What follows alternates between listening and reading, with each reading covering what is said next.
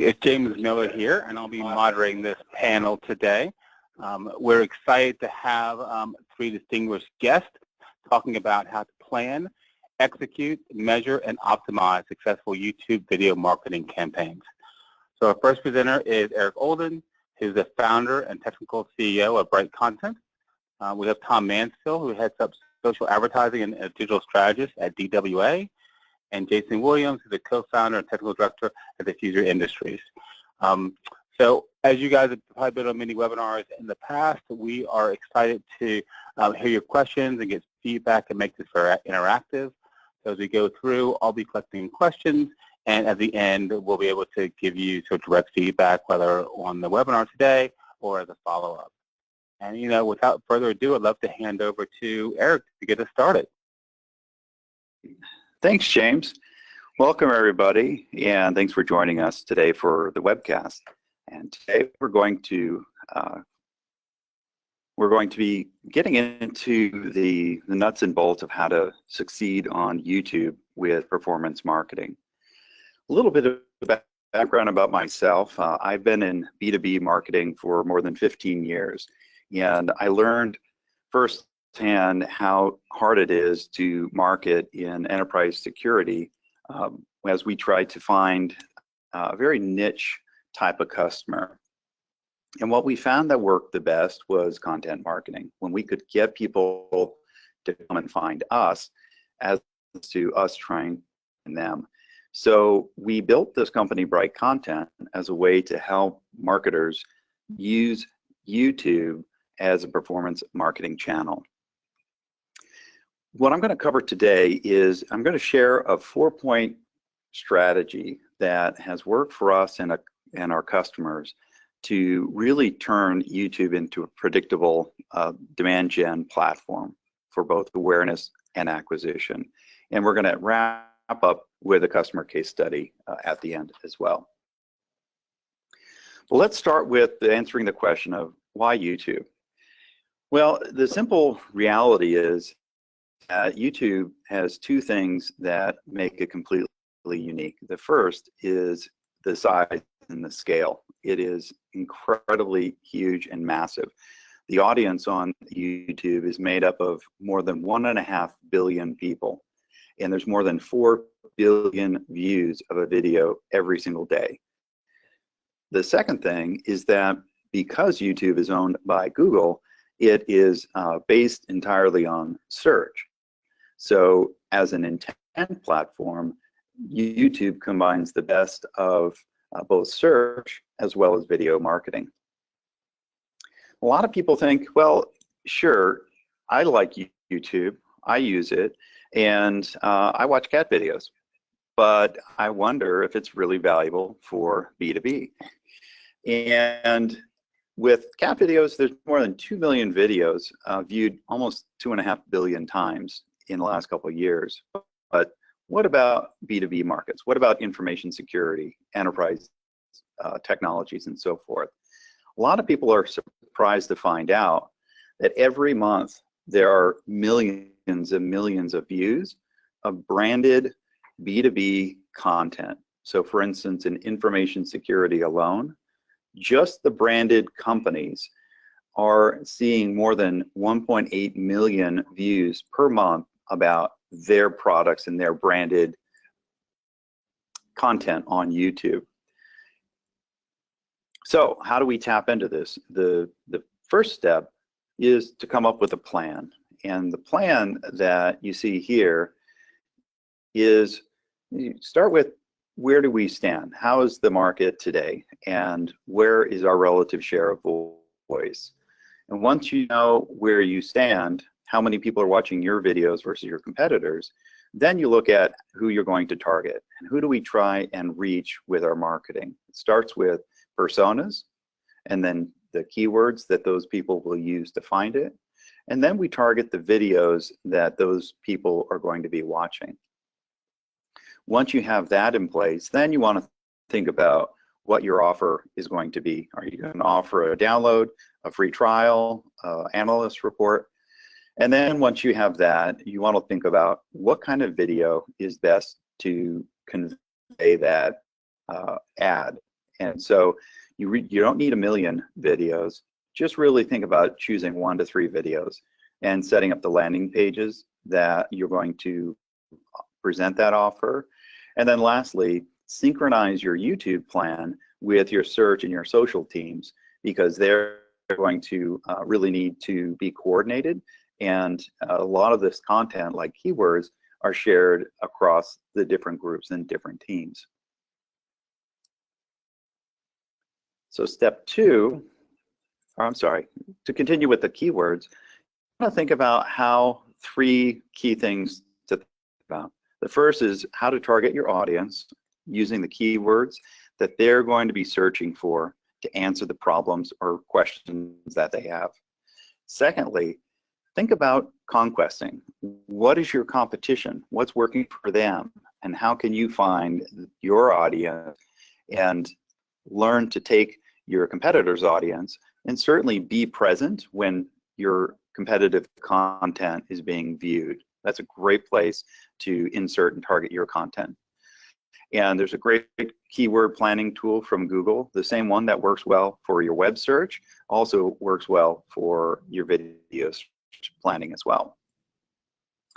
So step 2 is execute. So what you see here is the flow that you're very familiar with in terms of the way that people experience a YouTube promoted ad. So step 1 here is to focus on the content, to target the relevant videos.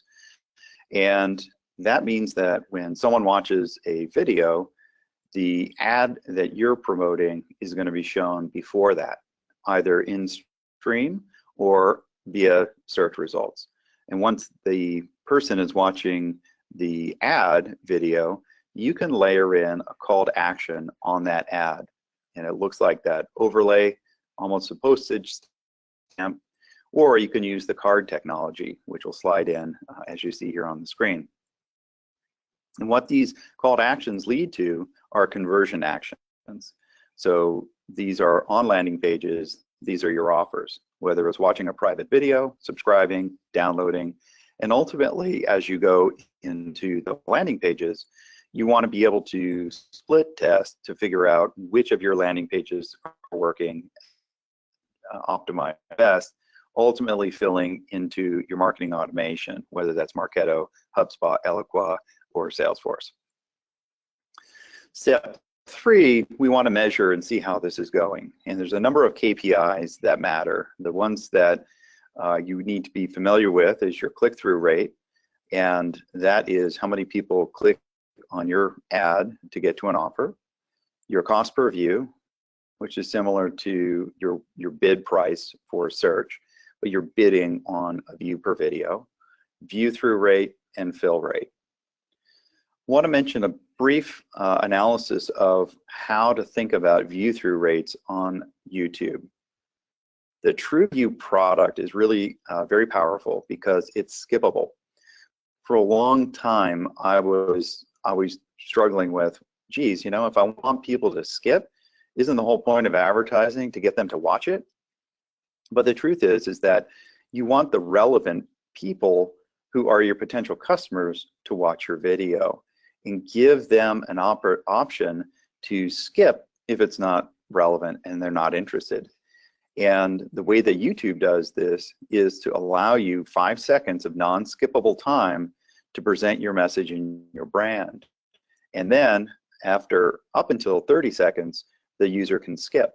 So the real engagement happens either when they watch past 30 seconds, then it counts as a view, and you are charged on a TrueView basis if the viewer makes it to the 30-second mark. And also any time that someone were to click on an ad or an offer, that will count toward your views as well. So step 4, we're running this campaign, how we make it better. And so the optimization process, think of it as a series of iterative loops where you can change different levers, whether it's bid rate, I want to bid higher or lower on what I want to pay for someone to view my video. And then I want to measure the outcome of that. So if you make a change and you see a positive outcome, then that's a good thing. If you make a change, you need to be able to look for if it worked against you and then make a different change to reverse that. In repeating this in a loop to iteratively get through and ultimately deliver your performance.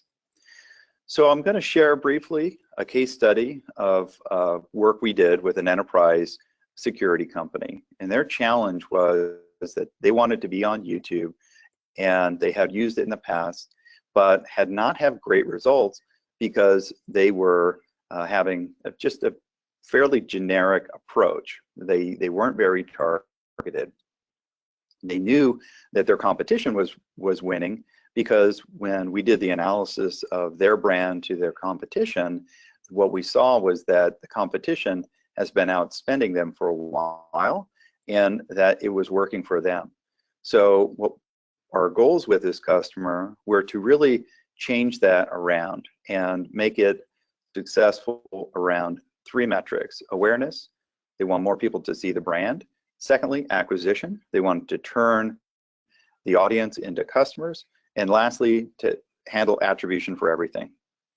So what we did is we introduced our product called Brite Amplify, which provided video level targeting on long tail, highly relevant content videos. We integrated with our product called Engage, and that tied the YouTube and the other systems together with their Marketo marketing automation. And lastly, we were able to show the results against the broader industry with the Brightscape analysis.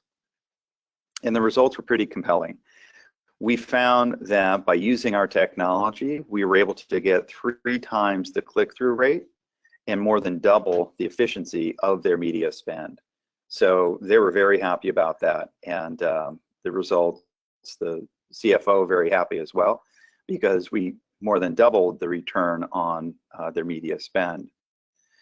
So from a return on advertising spend, a lot of it was delivered in this pilot engagement. So for $4,000 that was spent for views, we had an additional value add of impressions with banner impressions of those spots, as well as the click value of the people engaging with their videos and their content.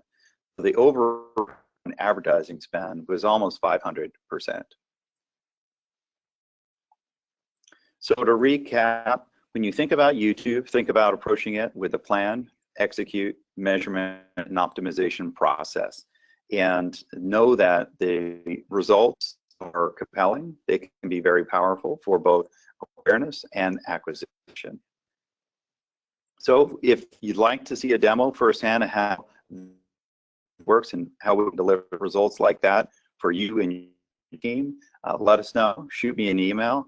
We also are offering pilots for qualifying companies if you're running YouTube TrueView campaigns today. I'm going to pass it over to Tom. Perfect.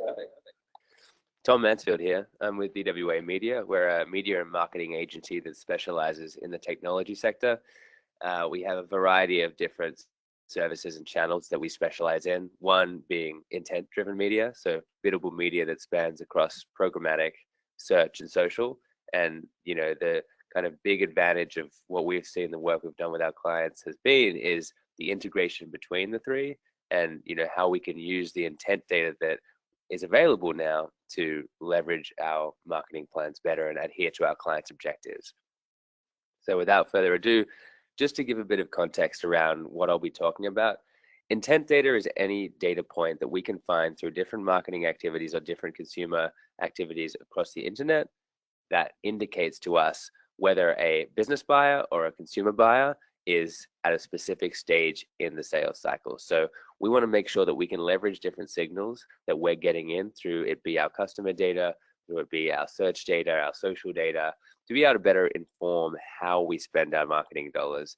And in an age where digital and social marketing is of paramount importance, being able to be lean and more effective with the dollars we put in market is essential. So this is kind of the core of everything we do at DWA for our clients.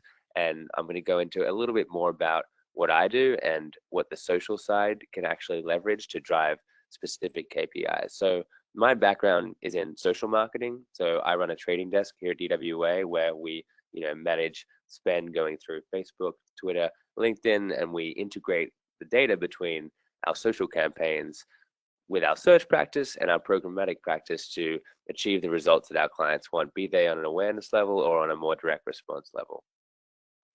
Our approach in its essence is derived from the full funnel perspective of marketing and the purchase cycle. So at the top level, we believe that filling the top of the funnel and increasing that awareness, getting people to transition to your landing page to be exposed to your brand is the first necessary step in pushing people towards a conversion. The key, and that one of the less, I think, prioritized elements of the funnel is the consideration stage. And for me as a social marketer working across video, static, different platforms, across devices, this consideration stage and building that customer advocacy is something that is neglected and something that can be really attacked using different social and video capabilities. But at the end of the day, what we're pushing people towards is this high conversion rate, lower funnel period, which is informed by intent data, but leveraged by different media tactics that we can put in market. So I'll go a little bit more into our social advertising infrastructure. So how we work is we go through a period of discovery. Organic and paid social data is the core of what we can do to discover how our customers actually act on social media and beyond. We can use different data points within social to discover how we can actually build and construct our video and search campaigns. And the other key component of this process is the testing process. The technology available to us today with Facebook and LinkedIn and Twitter and the YouTube and the other key social platforms allows us to be real time. And this is something that hasn't been available to marketers since the last 5-10 years, right? So the key here is to be nimble and to be leveraging the intent data points you have to better inform your decisions. One of the approaches that we've found pretty staggering success in, particularly in the B2B space, is by taking social marketing down to the granular point where we can actually attack only the named accounts that we want to go after. If you're a B2B marketer, you can leverage LinkedIn's now specific named accounts targeting to input up to 30,000 of your key accounts through your Salesforce data. LinkedIn will then match those key accounts into their database and only serve targeted advertising to the people who are within those named accounts. What we also do, and this is where integration comes into play, is if we want to build a scalable audience off this to fill the top of the funnel, we can take that data using Facebook Smart Pixel into our Facebook mechanism, build lookalikes based on their intent and social data, and scale that audience to millions. So essentially what you're doing is you're being smart about attacking only who you want to attack from a specific named account perspective, but then scaling and extending the market beyond what you can actually see. Going down to the consideration phase, hugely important to understand the impact of different influences and success stories. One of the biggest things that we've seen that actually improves conversion rates on the bottom side of the funnel is by amplifying success cases, because when people are trying to seek information and they're in that middle part of the product purchase cycle, if they can get pushed towards your product with any example of success or anyone that they trust and believe is a leader in the space, amplifying this is going to pay huge dividends in the bottom. And when we talk about this kind of direct response, demand gen, lower funnel stage, one of the biggest aspects of success we've seen as a integrated marketing organization with a focus on biddable media is a data pass back between search and social. So what we do through our advertising technology with Marin software is we can actually use intent data from keywords that we see on social. We can input that into search, and we can actually assess whether we have congruencies between the search data points and the search keywords and the social keywords. Similarly, we can utilize CRM lists both on search and social sides to build a nurture track that will make sure the right person is getting hit with the social advertisement before they get hit with an SEM ad, to make sure that they are that qualified, intentful audience. Also, when you get more complicated on the revenue side, different metrics and different KPIs have different revenue allocations that are actually indicative of where that person is in the sales cycle. If we can pinpoint exactly how much a key KPI is worth, and then we feed it into our automated bidding function, we can optimize towards the users that are actually taking the more valuable actions. And just an example of the success that we've seen through our partners by integrating search and social. Marin Software, who runs our advertising technology and who we work with closely to drive basically our social and search programs for our business, users who clicked on advertising search and social ads had twice the greater conversion rates than those who just clicked on the search ads. Similarly, users who clicked on both search and social ads contributed to double the revenue per click that those who didn't did. So just a few indications of how integrating those different aspects can pay dividends for your business. But as an agency and as an advertising agency in 2016, one of the biggest questions we get asked on a daily basis is, how do I measure this? Digital metrics are in their raw form, not enough anymore. We need to take a more broad, dynamic approach to measuring the impact of our units and our campaigns. So the way we visualize this is there are certain metrics that we call validation metrics: reach, frequency, engagement, MQLs, track through marketing automation, that will validate the media you have in market. But in order to truly understand the impact of your campaigns, you need to understand the correlative metrics that are showing that your marketing spend is making an impact across the business, across different search intent points. Things like conversion activity, social actions, website traffic, organic search, branded search. These things, although not directly related to the specific campaigns that you're running, differences that are statistically significant and correlated to the changes you're seeing in your validation metrics will prove to you in the long run that the sales team is getting benefit from your marketing efforts. And this is something that marketers have to be aware of in the world we live in. CFOs aren't going to take, we did great marketing for an answer. You need to correlate and you need to validate the different metrics you're taking to your team. So before I go into a specific case study, I wanted to talk a bit more executionally about a winning approach to paid social. If you can look on the kind of left-hand side here, you'll see that we have basically constructed the buyer journey from recognizing the problem all the way down to showing an intent to purchase the product. The different stages of the buyer journey actually warrant different social ad units to adhere to these objectives. Facebook and LinkedIn both have really top-notch, higher funnel abilities to attack the right people. But when you come to the middle of the funnel, you see these community-based ads, true view ads that are convincing people that the product is right for them and taking them away from your competition. In addition to, success stories, case studies that you can boost and amplify on the different social networks. And then at the bottom, YouTube, Facebook, Twitter have completely revolutionized the way to capture leads on and off platform. So the point here is that an integrated social strategy has different ad units at different stages of the funnel. And the important part is not only to integrate them with each other, but to understand strategically how the user is coming through those different ad units to attribute where the touches are coming from and how did the user get from a first touch Facebook page post ad to a YouTube conversion ad. And understanding that will inform better how you market and how you build your digital marketing engine. Lastly, a quick case study to tell you how we actually actionize this process for one of our clients.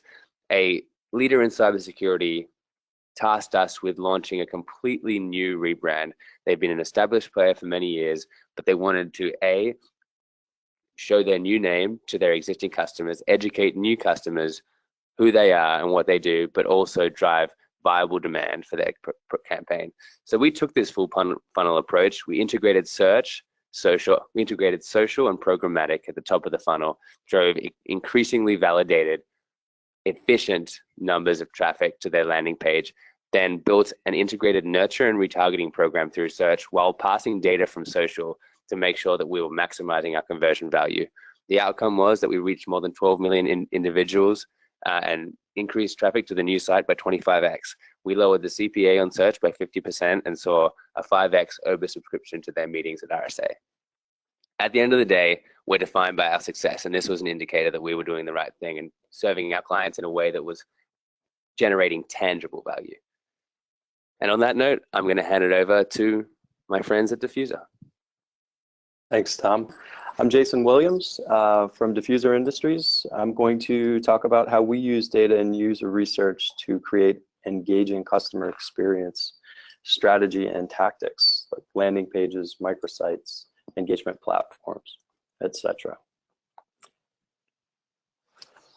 If you walked into a party, a room full of people, and started shouting about your product, how many people do you think would listen?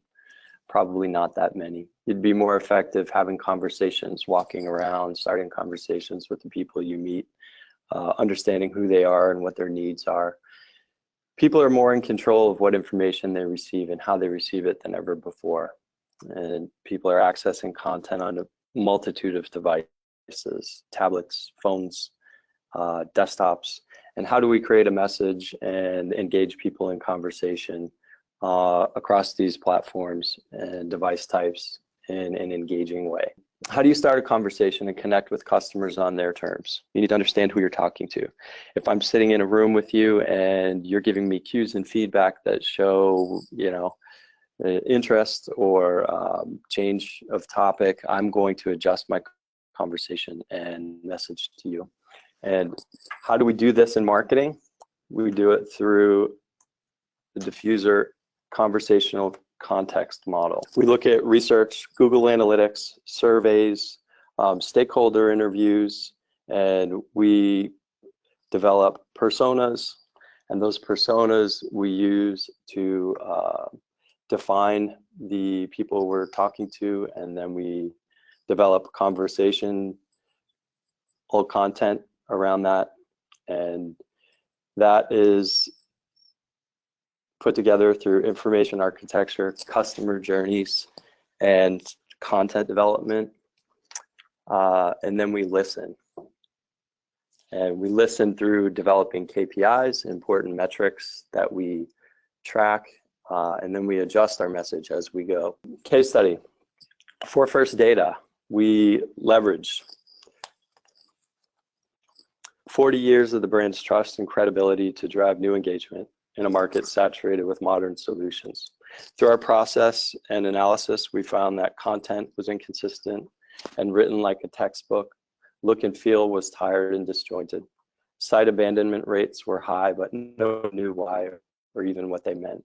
Bounce rates were higher depending on the device types, and the site just wasn't working.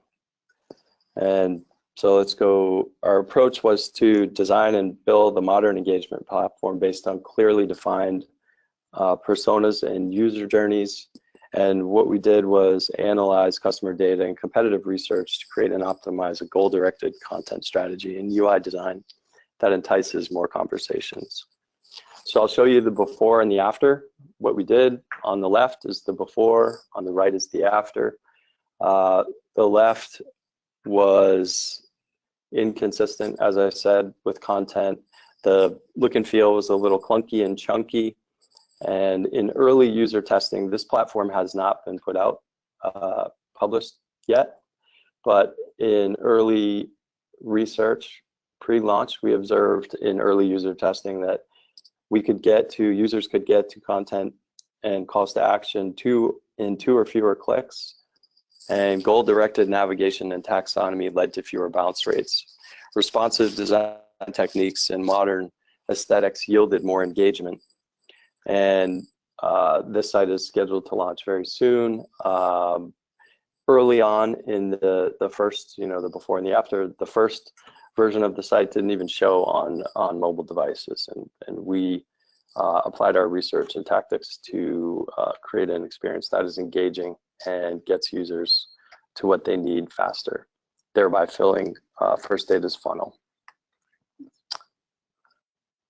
I'm going to recap what we're just talking about here. You need to know who you're talking to. You need to have something interesting to say, and you need to be a great listener.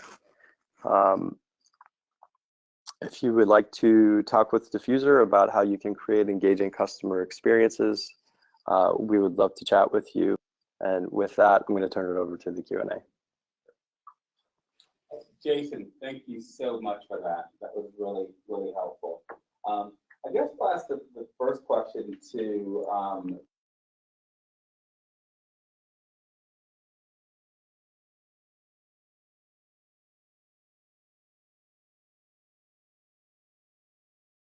There we go.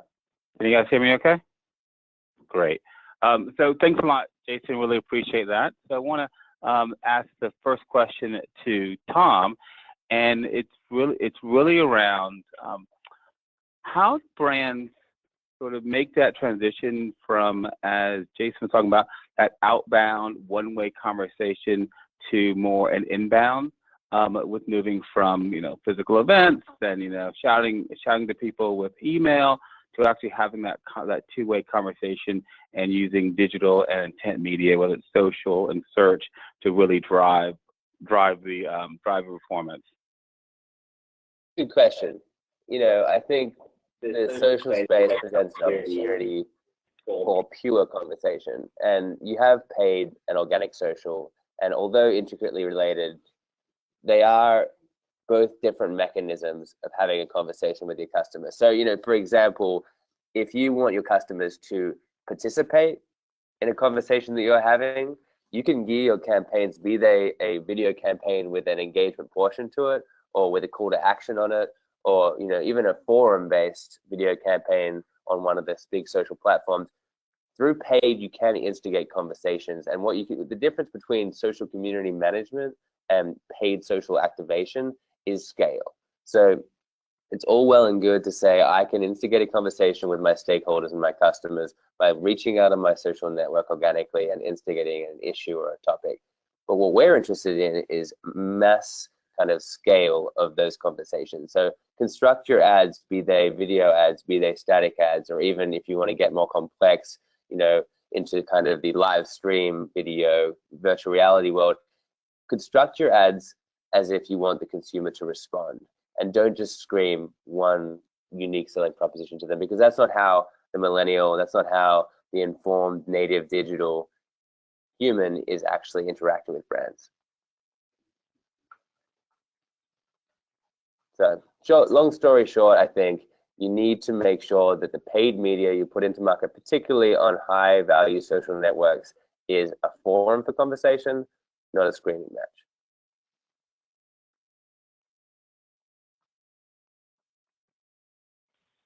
That's really helpful. Thanks a lot. And then kind of going back to Eric, one thing about is personas.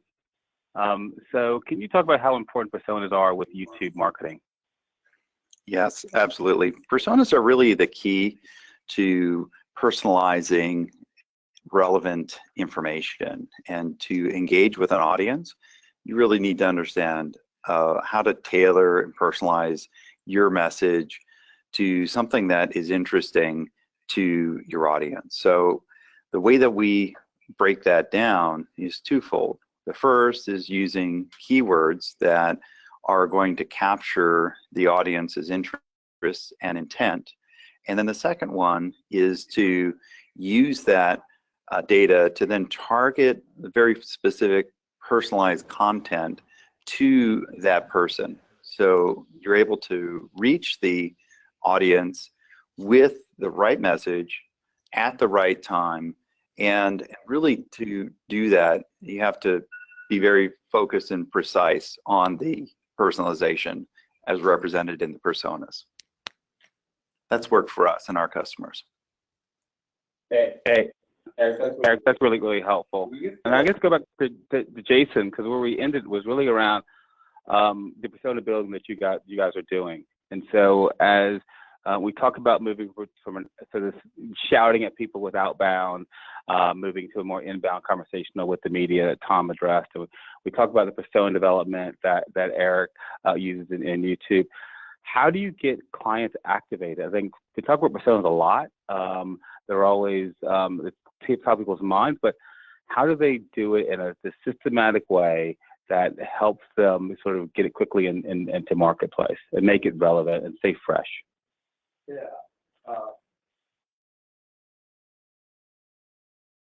The way we think of it is as a three-legged stool. So personas drive the three legs of that stool: content, creative, and technical. And the seat of that stool is experience, it's engagement, and it's a website or an application, or it could be anything. So we use personas in persona development. We have goals, quotes, characteristics and various other bits of persona information that drive each of those legs of the stool. So from personas, we go into customer journeys. Once we have defined a persona or a prototype of a customer derived from patterns that we see in data, we take that persona through various pathways through the information architecture. The information architecture, you can think of it as a sitemap or a content hierarchy.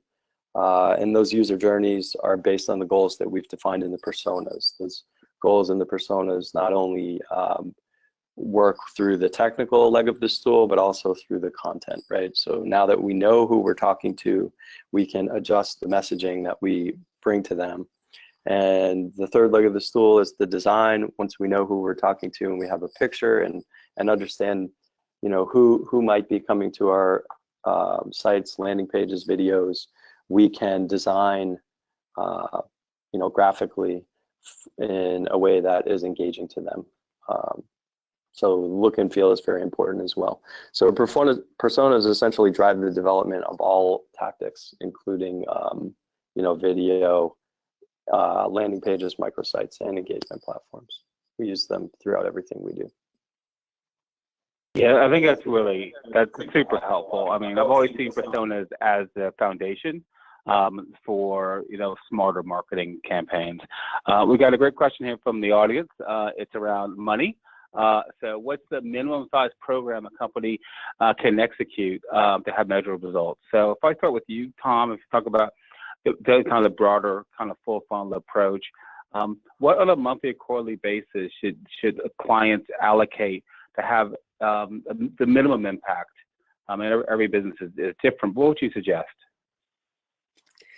Yeah, you know, every business is different. We generally advise that if you want a full funnel approach, so you want a level of awareness in the market that can also be converted upon through consideration and driving DR campaigns, we would say that 25K a month is a decent starting point. Depending on the size of your business, the size of your target, when you get in the realm of 10K and below per month, you tend to be leaving people off the table. So my advice is that for a social perspective, and this could bleed into video as well, but I'll leave, you know, Eric to talk about that more specifically.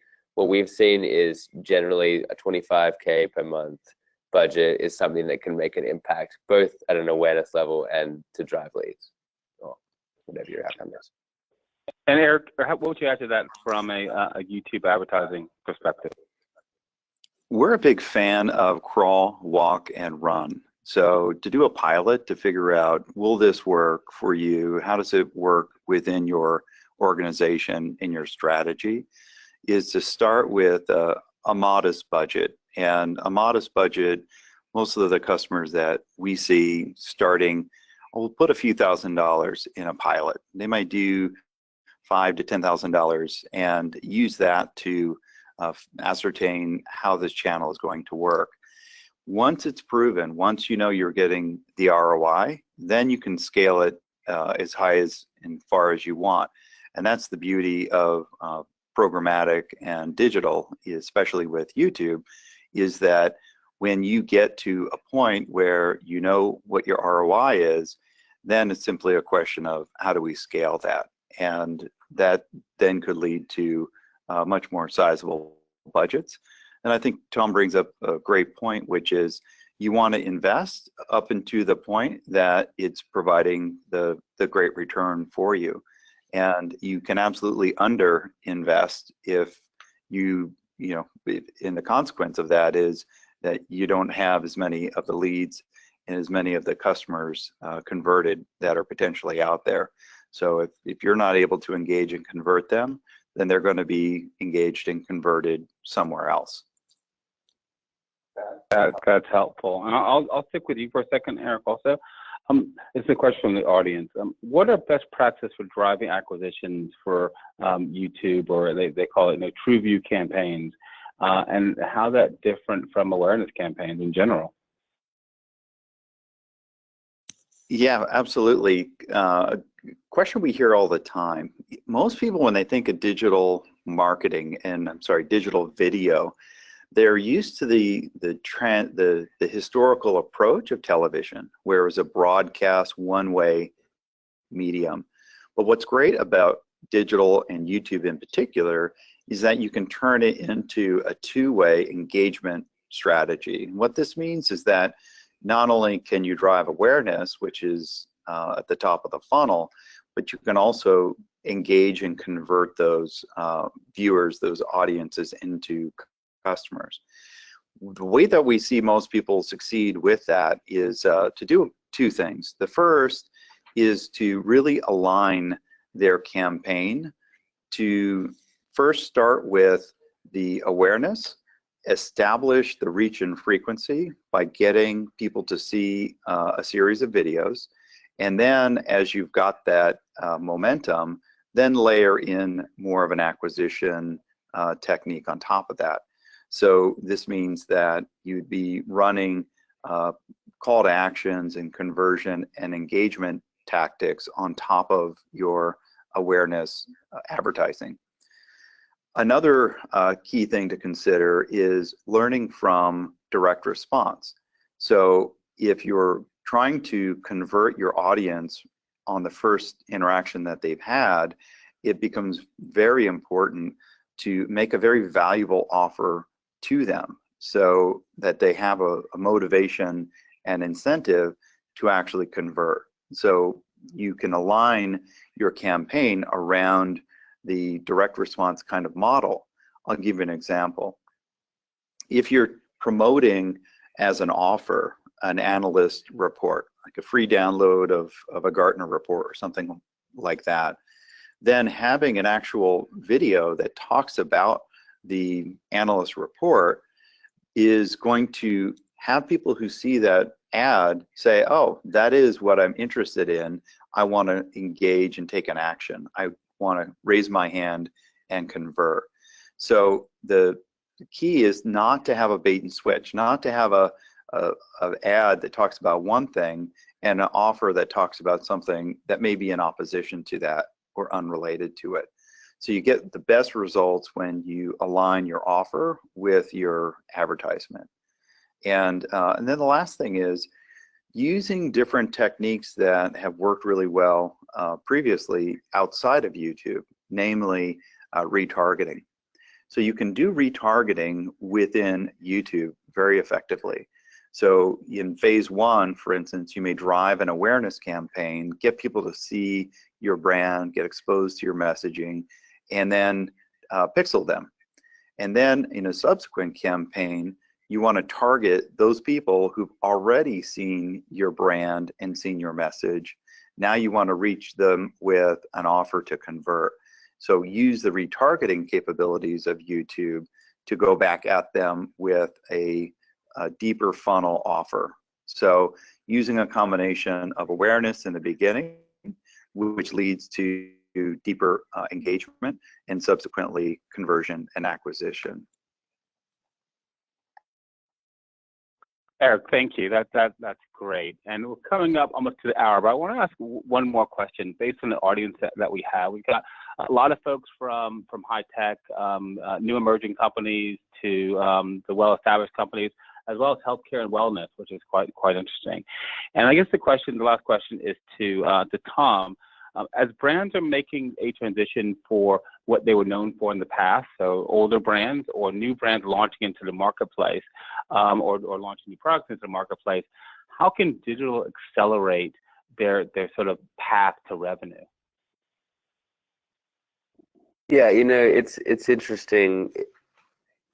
When we look at some of the companies, even the case study we discussed earlier, a rebrand or a complete rebrand or even just a reintroduction into the market is something that traditionally was always thought about. How loud can I shout?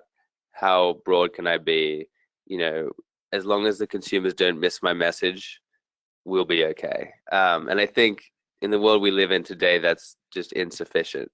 I think, touching on some of the things that Eric has talked about today, we now have access, which we haven't until a few years ago, to hyper-targeted video, hyper-targeted social networks with different levels of indicator data that can tell us who someone is.